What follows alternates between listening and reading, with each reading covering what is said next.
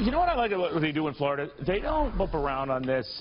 They're very dramatic and direct from the governor on down, telling people, get out of harm's way. Don't be a fool. If you stick around, when we tell you not to stick around and something happens to you, don't be looking to us for help. I mean, I'm just cutting to the chase here because they've had it with people who don't listen. And they've learned in the past that you don't listen and you don't heed the safety warnings, you're going to be in a world of hurt. And so will they be trying to rescue. Volusia County officials are already telling residents there, prepare for the worst. 33 shelters open for evacuees. Volusia County Emergency Management Operations Coordinator Tom Cisco on the phone with us right now. Tom, thank you for taking the time. Well, you're filling these things up fast, huh?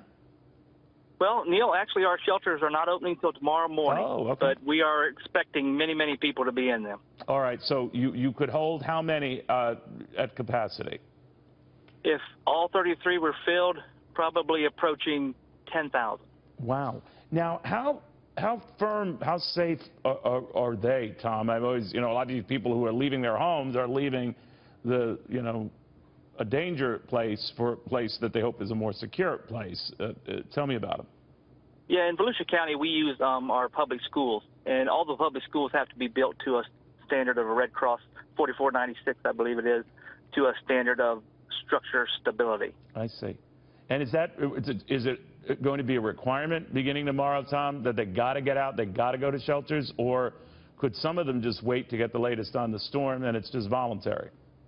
Yeah, right now we're voluntary, but we're having a press conference. The county manager and officials are having a press conference at 2, and I believe they're going to make it an announcement at 9 a.m. tomorrow morning that it will be a mandatory. But now that does not mean people will leave. Yeah, a lot of them go kicking and screaming on this sort of stuff, but there's only so much you can do, and obviously the schools are closed. They reopen next Monday. That's the hope, but if things aren't right, the schools will stay closed. Obviously those shelters will stay open, right? Yeah, just as we did in Matthew. Once Matthew went through, we had our shelters closed, but then once the schools could reopen, but then we moved people that couldn't get back to their homes to non-school shelters where we could house them and feed them, that type of thing. Tom, how much did Harvey change things for Floridians, for people in your neck of the woods that normally, since it's been a while since there had been a severe hurricane, and certainly anything of this magnitude in a quarter of a century in Florida, that people are getting kind of cavalier about it? How did Harvey, bring the reality back, or what?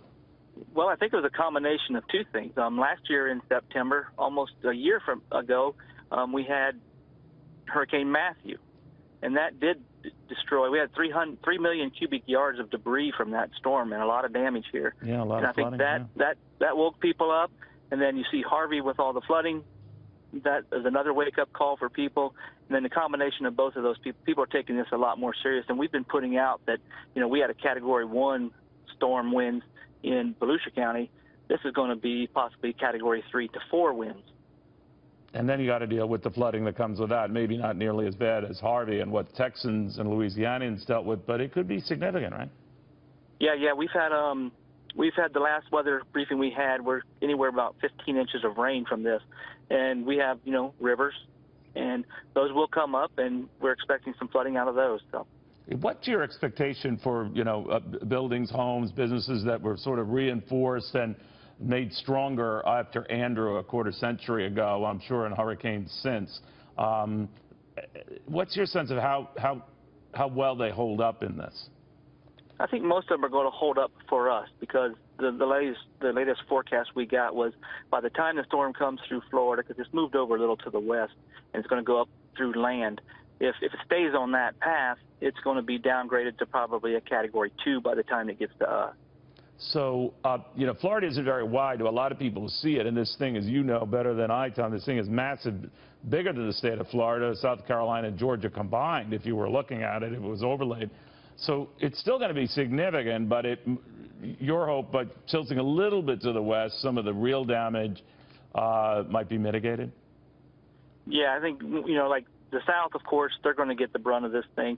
And then as it passes over land, we're hoping that it'll lose some energy and some strength as it goes further north. Yeah. Do you ever get, I was talking to a prior guest, this fatigue factored on because some of these begin to look like planes on a runway with Jose, Katya not too far behind. I mean, it's getting pretty crowded in your neck of the woods. Yeah, it is. September 10th is actually the peak of hurricane season. So, with all these storms flying around out there, we're just kind of expecting what's next. Yeah.